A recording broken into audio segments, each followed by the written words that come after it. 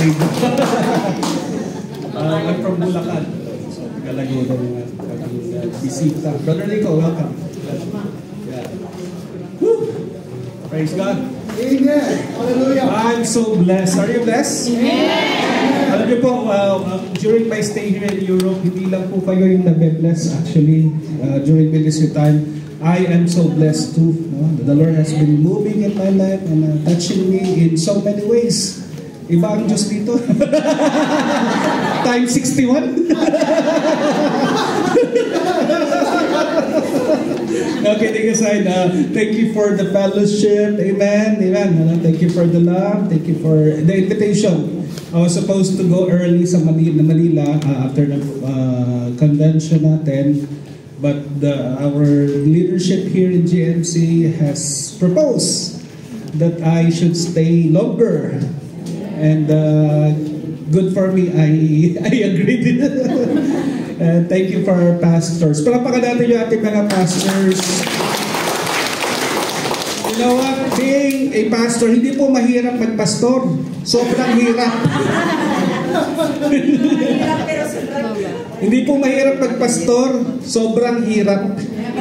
Okay, I hope you got my point, no? It's not easy, kaya lagi niyo pong suportahan, no? Laging ipag-pray. Sabi nga namin sa atin, ang pastor tinutulungan, hindi pinagtutulungan. Amen? Amen? Wala nun sa Italy, baka sa Bulacan meron. Pero sa Italy wala nun. Amen? Sabi mo sa katabi mo, sa Italy wala nun. Sa Italy wala nun. Ang pastor sa Italy tinutulungan. Amen! Hindi pinagtutulungan. Lalo pag merong ayaw, yung preaching ni pastora, ulit na lang. Ay, oo, sister. Baka hindi nakapag-prepare si pastora o si pastor, di ba? Ganun mga members ko eh. Bakit ko alam? Kasi dumaan din po ako sa gano'n. I had a member when I was pastoring in church in Valenzuela City in Metro Manila. After service namin on Sunday, she babae pa to she would invite majority of the members to her home. And they have lunch together without inviting me. Yun ang masakit doon. And I am the dessert. Dolce. I was the dessert. After eating, ang topic yung sermon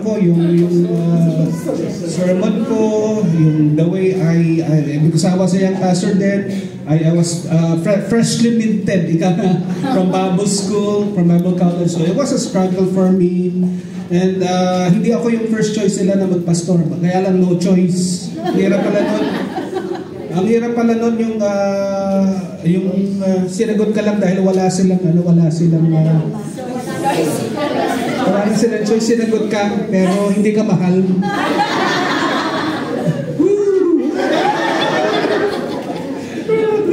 Diba? Yung sinagot ka lang kasi wala silang magawa, but deep inside, there's no love. Diba tama si Paul without love, we are nothing. So, to cut the long story longer, was a struggle for me as a young pastor, but you know what? Those were times of testing. Para sa akin, as a minister, as a servant of God, I have to be tested. Amen. Why? Yes. Ito tinuro sa akin ni Lord. And remember this, those who have been tested are the ones that can be trusted. Amen. Amen?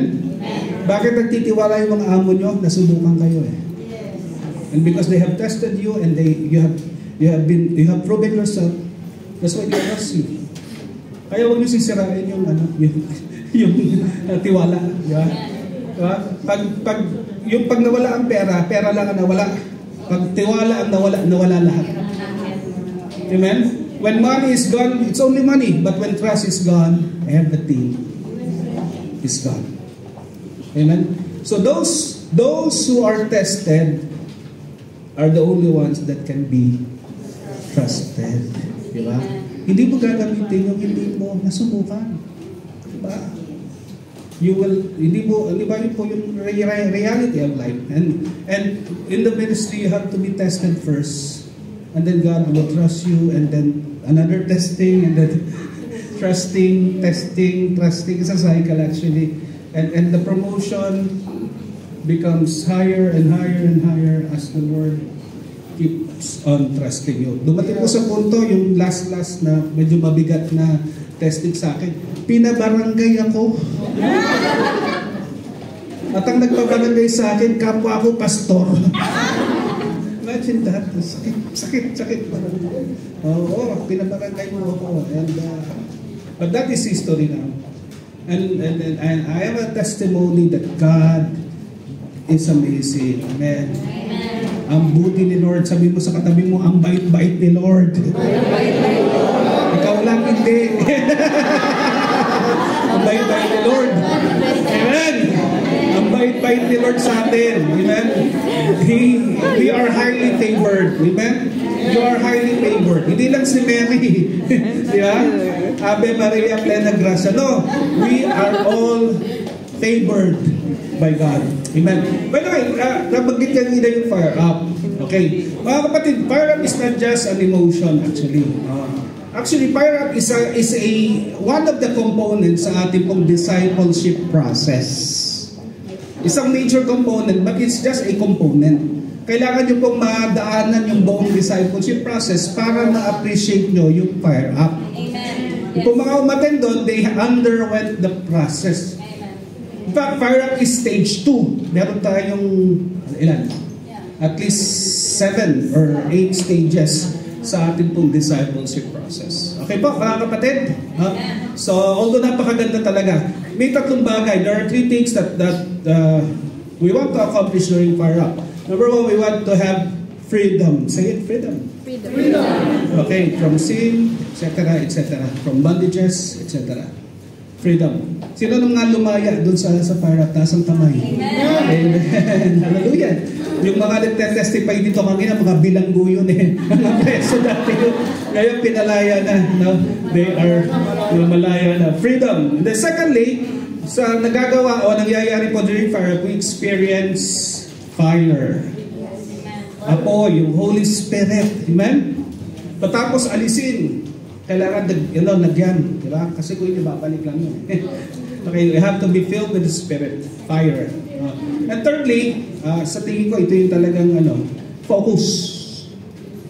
Naipo-focus tayo kung ano ba talaga yung mga bagay na importante. Yung priorities natin. Diba? The Word of God, our relationship with God, of course, yung mission, di ba? Na i-encourage sa chat challenge po kami na all of these things, kaya tayo nagpa-fire up is not for us to feel good, though that's one of the benefits, but the ultimate purpose talaga nito mga kapatid, I like to focus on this day is for you to advance the kingdom of God. Amen. Talaga yun. It is for the advancement of the kingdom of God and making the name of Jesus famous to the glory of God. Yun po yun. Yun talaga yung kanina sa mga testimonies, how wonderful we have been liberated, we have been delivered. Those are wonderful things. Pero pagkatapos po lumaya, you have to be used by God. You have to focus yourself. Now, what's next? Diba? Yun. What's next? Ngayong malaya ka, ngayong yung mga bandages mo, kinalast, inalis ni Lord, the burdens have been removed. What now? You have to focus. To serve God, to glorify God, and to exercise yung pong natutunan mo doon. Yung power na naranasan mo doon is for you to apply it sa iyong buhay. Amen po mga kapatid. So we're so excited kasi alam natin hindi po doon nagtapos sa Thessaloniki yung ginagawa ng Panginoon. Amen? It is a ripple effect. No? Parang naghagis ka po ng bato, you have thrown a stone in a pond and then there are ripples. And still, as of today, we still see the effect ng ripple na yan. And we believe that there is more. Amen. More. Amen. Nagagawin dito sa atin po sa GMC Europe, especially dito po sa GMC Italy. Parang tatatlo lang yung may gusto lang. Sige, huwag kayo maya. Palapakan natin ang Panginoon. Glory to God. Glory to Jesus. Pag-usapan po natin, kanina pinag-usapan natin bakit kailangan tanggapin ang Holy Spirit. Kasi gumagawa siya sa buhay natin. Dahil naman po hapon, as we conclude our revival services today, we'll focus more on how. Say it, how. Well, how do we receive the fire? How to receive the fire from God, from the Holy Spirit. Let's move on. Sabi po sa atin pong babasahin text, John said, I baptize you with water. Sino po nagsasalita? Si John. Mas kilala sa pangalang John the Baptist. May mas matindi sa kanya. Sino yun? Yung Pentecostal, si Jesus. Si John Baptist lang. Si Jesus sabi niya. Sabi ni John, Luke chapter 3 verse 16, John said, I baptize you with, say it, water. But one more powerful than I will come. Sino yung tinutukoy doon ni John? He is referring to Jesus. Very good. And hindi she, sorry mga sisters, he will baptize you with the Holy Spirit and with fire. Ano daw ang gagawin ng paparating? Siya ang pupuspos sa atin sa banal na Espiritu. That's why in the Assemblies of God, we believe in 3 cardinal truths or 3 cardinal doctrines. Number 1, Jesus saves. Right? We believe that Jesus is the Savior. Amen? Amen. You have to receive Him as Lord in order for you to have Him as your Savior. Secondly, we believe that Jesus heals. We pray for the sick and they get healed. Amen? Thirdly, we believe that Jesus is the baptizer in the Holy Spirit. Jesus fills us with the Holy Spirit. So siya yung nagpumupuspos sa atin. Ang ipinampupuno sa atin ng Panginoon yung kanyang banal na Espiritu. And fourthly, sa ating pong 4 cardinal doctrines, Jesus is coming soon. Amen. Amen? Amen. Lord, muna, gusto ko muna mag-asawa, sabi ng mga single. Jesus is coming again. Jesus is coming soon. Naniniwala pa ho ba kayo doon, mga kapatid? Despite what you see, the truth remains that Jesus is coming back. He is coming back for us. In the service of God, we believe in the second coming of Jesus Christ. So sabi po ni John, ang testimony ni John, siya nagbabaptize sa tubig. Pero yung darating, referring to the Lord Jesus, will baptize you, not with water, but He will baptize you with fire. Amen. Say it, fire. Fire. Diba? Apoy. No? He will baptize you. Jesus Christ baptizes us with the Holy Spirit and fire. Bakit kailangan natin ng fire? Ito yung trademark ko sa Pilipinas. Bakit? Pag walang alab, walang talab. Di ba? Sabihin mo nga, pag walang alab, walang talab. Alam ng mga nanay yun, tanong nyo na lang. Walang alab. Pag walang alab, walang talab. Pag walang apoy, wala pong effect. Kailangan may apoy. Okay, at ito ho ang ginagawa ng Panginoon, inaapoyan tayo. Amen. Gusto niyo po bang maapoyan? Amen. You want to be on fire. At ito yung gustong-gustong gawin ni Jesus. In fact, sabi niya, next slide, ang sabi ng Panginoon, Acts chapter 1 verse 4 to 5. Di ba nauna yung Matthew 28? Sabi ng Panginoon, go and make disciples of all nations. Di ba? Baptizing them in the name of the Father, Son, and the Holy Spirit, teaching them to obey all that I have commanded you, and lo, I am with you to the end of the age. That was yung passage na we call the Great Commission. Pero ito, ang tawag ko dito, the Great Infomercial. Bakit? Di ba pag nanonood kayo ng infomercial, sasabihin ng host, but wait, there's more. Sabi mo sa katabi mo, but wait, there's more. But wait, there's more. Ito yung sabi ni Lord. Sabi ni Lord. Nakukuha niyo mga kapatid? Exactly. But wait. Di ba? Bago kayo humayo, bago kayo mag-disciple, bago kayo magturo, bago kayo mag-baptize, ang sabi ni Lord sa kanila, but wait. Ano yung i-wait natin? Ano yung hihintay natin? Para lang mga bata ngayon, pag inutusan ng nanay, ano sasabihin ng bata? Wait lang! Sino mga nanay? Totoo ba yun? Amen daw. Okay, sabi ni Lord, but wait for the gift.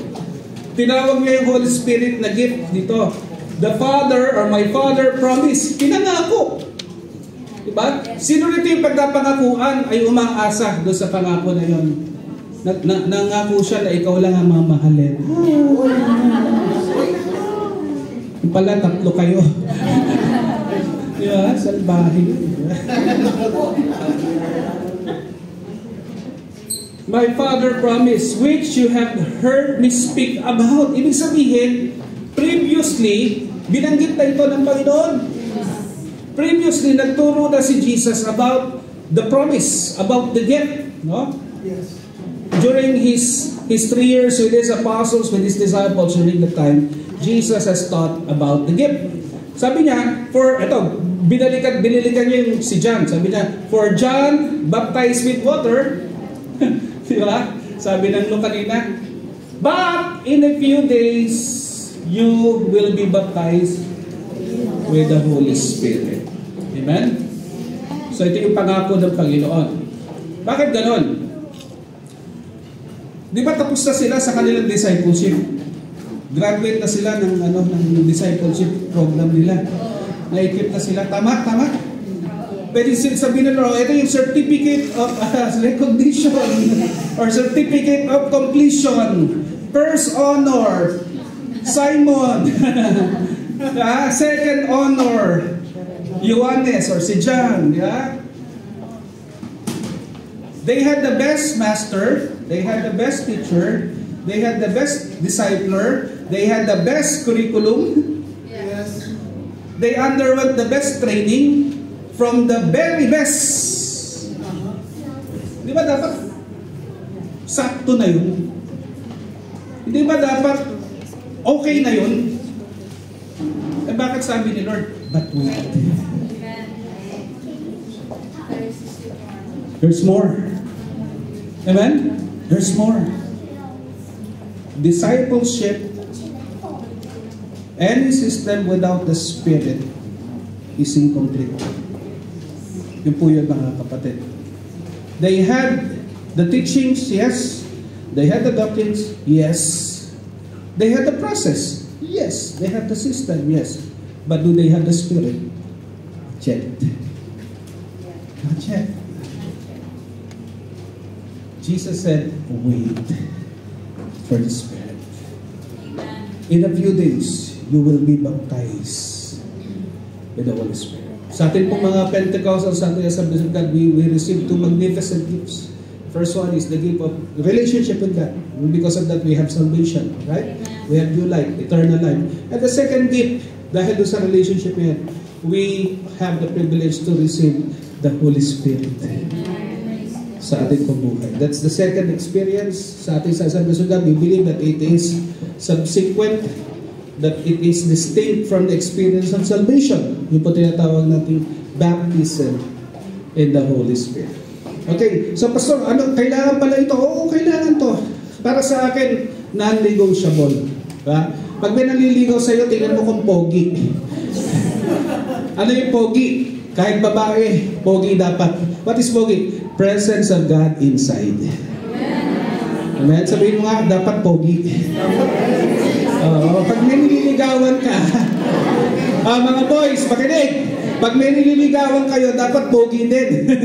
The presence of God inside. Sabi mo sa asawa mo, kung katabi mo, sabi mo, ang pogi mo.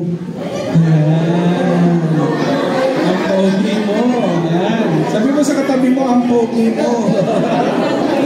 Sabi ng isa, ang pogi mo. Yes. Okay. What is pogi? The presence of God inside. Kung pipili kayo ng mapapangasawa, dapat pogi. Diba? Dapat presence of God inside. Tingnan si Pastora Jane, pumili ng pogi. Yan!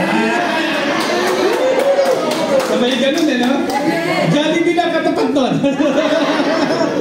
Okay, so ito po mga kapatid. Jesus promised His disciples, although their training was completed, right? The discipleship was completed already, but Jesus said, you need more. You need something. Hindi kayo dapat umalis nang hindi kayo napupuspos ng Espiritu. Bakit? To paraphrase, pag walang alab, walang kalaban. Pag may alab, may kalaban. So, Pastor, paano ba? Okay, now, it is as simple as A, B, C, and D. Okay? It is as easy as the A, B, C, D. Kaya pag nag-aaral tayo, magsulat, magbasa, ano unang pinag-aaralan? Alphabets. Basics. We call this the basics or the fundamentals. Sabi ng iba. So these are, we'll use the acrostic ABCD for us to be reminded. Paano natin matatanggap po? Ito pong sinabi ni Lord na fire. We can receive. Sabi ni Jesus, you can receive it. It is for you. This is the promise of the Father and I will do it for you. Tanong, are you ready? Kailangan handa tayo to receive the fire. So, what's letter A? Letter A stands for ask. Sabi po ng Matthew chapter 7 verse 7 to 11, ask and it will be given to you. Seek and you will find. Knock and the door will be opened to you. For everyone who asks, ano mangyayari? Receives. The one who seeks, finds. And to the one who knocks, the door will be opened. Sabi ng Panginoon. Which of you, if your son asks for bread, will give him a stone? Or if he asks for a fish, will give him a steak? If you, though you are evil, alam naman natin yung mga tatay, di ba? Know how to give good gifts to your children. How much more will your Father in heaven give good gifts to those who ask Him? So ang first pala na kailangan natin gawin is to ask. It is for us to ask. God wants to give, but are you asking? Bakit ka hihingi? Kasi kailangan mo. Di ba? Hindi mo hihingin. You will not ask for something that you don't need. And this morning in our presentation, nakita natin that we need the Holy Spirit. And it is, Jesus said, it is for you to claim and to ask. As simple as that. Next, sabi po, we do not have. Okay? You have not because you ask not. Kaya wala ka boyfriend, humingi ka ba kay Lord ng boyfriend? Right? You have not because you ask not. Bakit hindi mo tinatanggap ang Holy Spirit? Kasi hindi mo siya hinihingi. Para sa iyo yun. Diba? It is for you and your children and the next generation. Sabi po ni Peter sa Acts chapter 2 verse 38. It is for you. Sabi mo sa katay mo, it's for you. Just ask. Hingi-hingi lang din pag may time. No? Ask and you shall receive.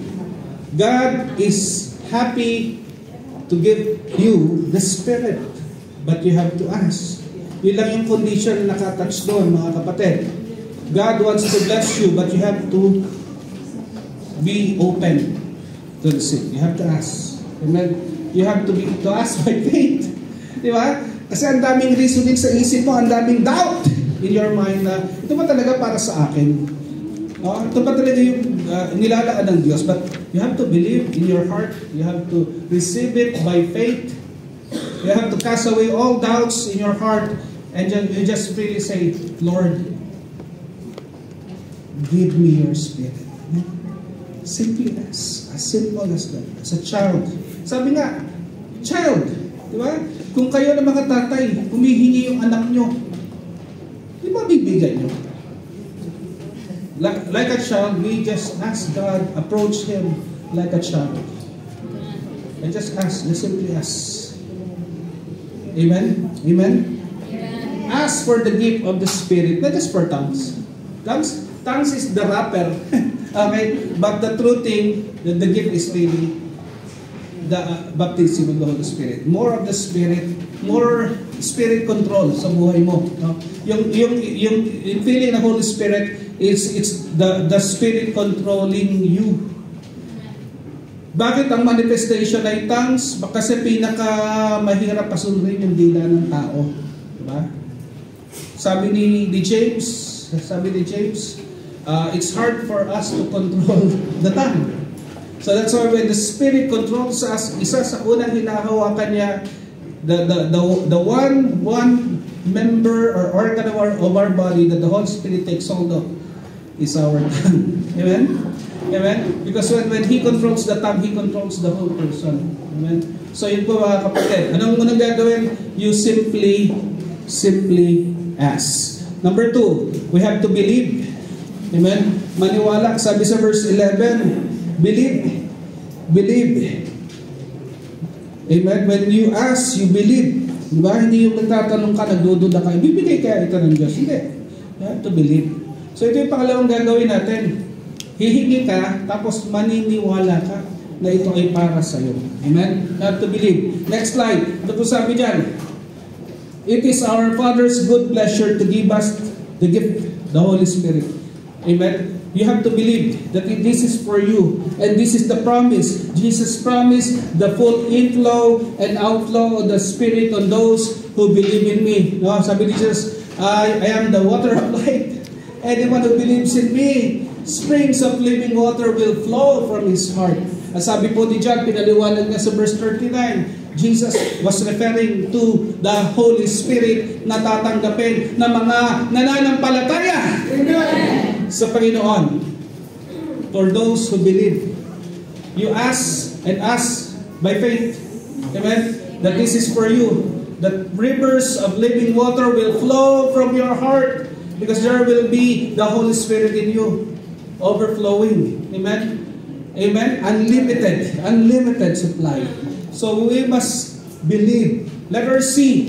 Mga kapatid, bibilisan ko na. Letter C, we have to confess. Amen? Ano po? Bakit natin kailangan mag-confess? Because, ito po ba, iinumin ko o hindi? Pag nagdududa po ako na yung baso ay malinis, iinumin ko ba o hindi? Ay, nagdududang malinis. Sorry, nagdududang marumi yung baso. Hindi. Di ba?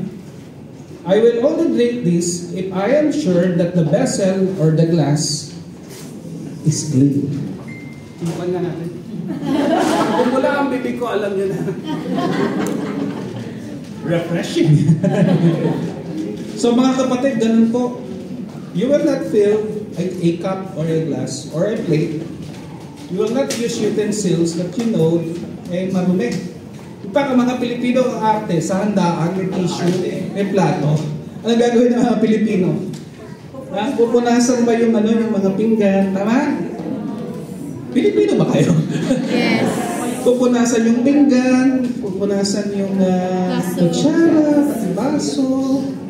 Wow, parang selan. Diba? Delicate. but that's simply human nature actually. We want to make sure that what we are using, especially if it's about food, it's clean. You will not feel something that you know is not clean. The same way with the Holy Spirit. He will fill clean vessels. Amen. Yes. Amen. You have to empty out all the dirt, all the grime. Yes. You have to be cleansed by the blood of Jesus. Yes. 1 John says, the blood of Jesus, His Son, cleanses us from all our sins. It's only by the blood that we are cleansed. Amen. In the Old Testament, they used the blood of animals, but in the New Testament, sabi po, one time lang, big time. It is the blood of Jesus. And by His blood, we are all cleansed by The blood of Jesus. Ang gagawin natin, we have to repent. We have to confess. 1 John chapter 1 verse 9. We confess our sins. Amen. God is faithful and just. And He will forgive us. He will cleanse us from all our iniquities. Just confess. What is confessing? Confessing means, Lord, this is my sin. I'm sorry. Forgive me. That's repentance. Hindi ako nakaabot dun sa standard mo. But here I am, as I am. I come before you. And I repent. I ask forgiveness. That's it. Repent of any known sin. Bakit minsan humingi ka naman? Bakit nananampalataya ka naman? Bakit hindi po hindi natin matanggap? Baka may kasalanan.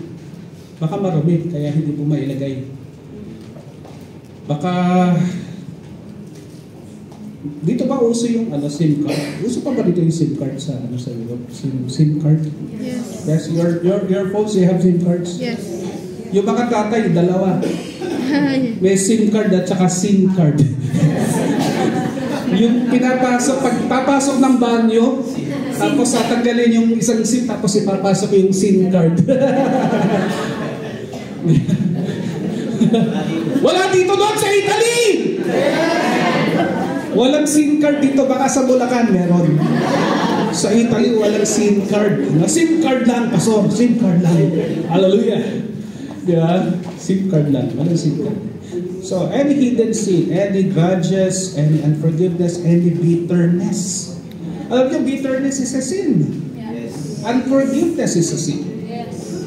Kaya, patawarin mo na. Sabi sa katabi mo, patawarin mo na kasi. Patawarin na Patawarin mo na. Diba? Yung tao na nakasakit sa'yo, hindi naman niya wala naman siya pakialam.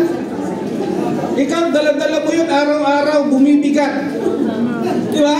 It's like a heavy burden that you carry every day. Diba? And that's killing you, my friend. My brothers, my sisters. It's a heavy burden. And you have to unload everything at the cross of Jesus. At the foot of the cross. You have to unload everything. You have to experience the forgiveness of God. And in order for you to receive forgiveness, you have to forgive. Diba sabi ng Panginoon, patatawarin kayo kung kayo ay nagpapatawad. Hindi kayo nagpatawad, hindi rin kayo patatawarin. Diba? Yun po yung sabi ng Panginoon. Bitterness, grudges, pride sa puso natin, those are sins of the heart. Na mas matindi po kaysa sa mga overt, yung mga very blatant sin. Yung pong sins of the heart, those are sins that are deadly but they are silent. Yeah? Yes. They are deadly but they are silent. Unlike yung, alam natin, immorality, etc., etc. We condemn those sins. Diba? Pero sa heart natin, andun yung pride. Diba? Kaya natin din tayong nag-fall na kapatid sa buti na sa kanya. Diba? Sinyon, kapatid, kahit hindi mo bineverbalize sa puso mo. I-rebuke mo yun. I-rebuke mo yun. Diba? Diba? Di tama yun. Ano ka ng Diyos eh. Dapat nalulungkot ka. Sabi ni Paul, weep with those who are weeping. Laugh or rejoice with those who are rejoicing. Hindi yung meron pinagpapaalak. Pinagpapaalak, sabi niya, naiinggit ka. Sino mang inggitera dito, magsisi na kayo. Yan, ang inggitera. Inggitera, yeah? Lord, mas mabait naman ako doon. Bakit pinagpapaalam ko yun? Ako na lang, Lord. Yeah. So yun po mga kapatid, any hidden sin, and because the Holy Spirit will not come into an unclean vessel. Okay, thirdly, finally, yan ang favorite word. What's the favorite word? Finally. Wow. Kay Pastor Edgar, yung congregation ni Pastor Edgar, ang favorite word ay finally. By the way, tawag sa akin sa Pilipinas, Pastor Egay. Ito, Pastor Egay. So, alam nyo na. Si Pastor Egay yun, so ako po yun. So, sabay takbo. Kasi naglalakad ako one time sa palengke, one time in Bulacan. The vendor approached me one time and he said, "You know, sir, you look like an actor." Oh! Sabi ko, talaga? Sabi ko, sino? Si John Regala po. Aray ko, sakit. Oy, bigla silang ano, Sabi ko, ngayon po, hindi ko na sinasabi John Regala kasi namatay na si John Regala. John Lloyd na lang. Pwede. Hindi kasi. Lakas ng faith eh. Okay, delight. Tama yung sinabi kanina ni Pastor Jane. I agree with that. Na nakuha niya yung point na you read the Bible and every time there is an outpouring of Spirit, of the Spirit of God, it is always in the context of prayer and worship. Amen. You look at your Bible, lagi po. While they were gathering together, the Holy Spirit came upon them like a rushing wind. Yes. Right? Amen. Fast forward in another chapter in the book of Acts, they were praying. Amen. And the Spirit came, and then the ground where they were praying was shaken. Yeah? It's always in the context of worship and prayer. Amen. Once na nalinis na, naka-ready na yan, lagi po ang context ng pagbaba, pagpuspos ng Banal na Espiritu is always in the context of delighting in the presence of God. Tandaan niyo po yun. It's always in the context of delighting in the presence of God. Sabi nila, nagkakapuspusan na. Ba't hindi ko pa rin natatagal? Paano mo matatanggap? Nanonood ka lang. Sabi mo sa katabi mo, huwag kang watcher. Watcher ka lang eh. Spectator ka lang. Nagkakapuspusan na, napupuspus na. Ano na yan? Eh, paano ka mapupuspus? Watcher ka. Don't be a watcher. Gumastos na tayo, gumayak na tayo pagpunta dito. Ako na masahe ko galing Pilipinas sa punta dito. Ayokong manood lang sa nangyayari. Gusto ko I experience what's happening. Amen. Hallelujah. I want to have a genuine encounter. Amen. I want to experience more of His presence. But tagalan natin Kristiyano, bakit ganun pa rin tayo? You know why? Watcher ka lang kasi. Inunood ka lang. Umamin tayo. Tapos, nagtatampo tayo. Bakit tayo matampuhin? Kasi watcher ka lang. Amen? Yung mga matampuhin, hindi lalago yun. Hindi lumalago ang mga matampuhin. Isa sa palatandaan na lumalago ang isang mananampalataya, hindi na siya matampuhin. Sabi mo sa katabi mo, ikaw yun. Isa lang ang masasabi ko, sana all. Sana all, hindi matampuhin. Diba yung pinanunood, nag-o-observe ba, hindi niya mararanasan kasi nanonood ka. Diba? Nanonood ka lang, tinitingnan mo lang yung iba. Pag uwi mo, pumunta ka rito, basyo. Pag uwi mo, basyo ka pa rin. Sayang. Gumaya ka, namasahe ka, nagpagod ka. Pag uwi mo, nga. Sabi mo sa katabi mo, nga. Nga pa rin. Diba? Nga. Diba? Sabi sa, yun po, sa Pilipinas yun, nga. Wala. Nga pa rin. But you know what? You know what, my friends? Sabi ni Lord, I will fill you. Amen. Delight yourself in God. Amen. And those who delight themselves in God, they will be filled.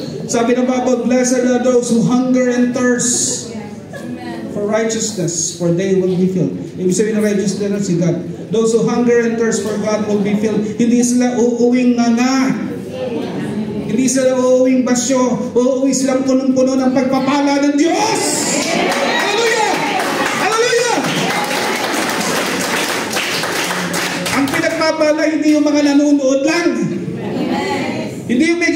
nga si Lord, nakahalokit-kit lang at basta ako, hindi ako, okay naman si sister, iiyak-iyak pa. Pag gano'n na naging attitude mo, uuwi kayo na yung si sister na kinikritik mo, uuwi punong-puno ng pagpapala. Ako ka na mga kapatid. You're contented, you're smug, you're snub. Nakahalkit-kit ka, hindi ako tatablan yan. Kahit na anong preaching ng si Pastor Eka, hindi ako tatablan yan. Meron akong force field. Hallelujah. Pero sayang kapatid, pupunta ka pa rito kung manonood ka lang. Pupunta pa tayo dito, uwi tayo yung ganun pa rin. Hindi, dapat whenever we come, we are energized, we feel the presence of God. Amen. We encounter God. Amen. Every worship time, every fellowship time, we go there to encounter God. Amen. And when we encounter God, we will never be the same again. Yes. There will always be a transformation sa buhay natin. Remember whenever Moses went up to the mountain, right? Whenever he encountered God, he will come down from the mountain and sabi po ng mga Israelites, takpan mo yung mukha mo. Why? Sabi niya, nakakatakot ka. Why? Because his face was glowing with the Shekinah, with the glory of God. Yung iba papasok dito, nakasimangot. Paglabas, doble yung simangot. Pagpasok, lalata. Paglabas, lulugo-lugo. Diba? Totoo ba yun? Ay, Sunday na naman, church na naman. Kung maaari lang, absent na lang ako. Pagod ako sa trabaho, wala yung delight. When worship becomes a burden to you, friends, there's a problem. Yes. There's a problem. When going to church seems an inconvenience for you, there's a problem. There's a problem. Yes. Check your heart. Amen. Have a heart checkup. Yes. There is a problem. Nawawala na yung delight sa puso. Nawawala na yan. Yung love mo sa Panginoon. And those who receive the Spirit, they are the ones who delight in the presence of God. Yes. It is always received in the context of prayer and worship. An encounter with God. You are deeply in love with God. And you want more of Him in your life. So my friends, as we end our service this afternoon, huwag kayong manood lang. Huwag pumasok sa isang tenga tapos lalabas sa kabila. You must have an encounter today. You must have an encounter today. Amen. You must have an encounter today. You don't have to wait for the next part. Actually, experience the touch of God. Because you can experience it today. Amen. If you ask, if you believe, if you confess, and if you delight. Next slide. Sabi po, worship the Lord with great delight and adoration. Use every word of adoration and praise with your tongue in your own language. Kung Ilocano kayo, simulan yung purihin ng Panginoon sa Ilocano. Kung Italian kayo, start to praise God in Italian. Huwag kayong magalala, naiintindihan kayo ni God. Kung Tagalog kayo, start praising God in Tagalog. If it's English, start to praise God in English. Doon nagsisimula yun in praising God. Madali lang po sundan yan, mga kapatid. It's not explanatory. Want to experience, want to receive the fire, start to praise, to pray, to worship God in your tongue. Next slide. When you have exhausted your own vocabulary, ito na. Sabi po ni Paul, 8:26 ng Romans, with groans that words, wordless groans that man cannot understand because it is the language of the Spirit. Hallelujah! Amen. The Holy Spirit will come with a new language and an inexhaustible vocabulary of worship coming out from your mouth, and you feel the mighty presence, the mighty rushing wind of the Holy Spirit, the fire from the Holy Spirit filling you from the innermost part of your being, from the Holy of Holies, that the Shekinah glory of God will fill the innermost, the inner sanctum of your heart, of your soul. Hallelujah. Hallelujah. Next slide. I think ito na yung last. Okay? Review natin. Ano gagawin? Ask, believe, confess, and delight. Hallelujah. Oh, shakaraba. Sino po yung ready to receive the fire? Amen. Parang tatapulan. Are you ready to receive the fire today? Amen. Can we all rise? Igilid natin po yung mga gamit natin, yung mga upuan. I invite our worship team to please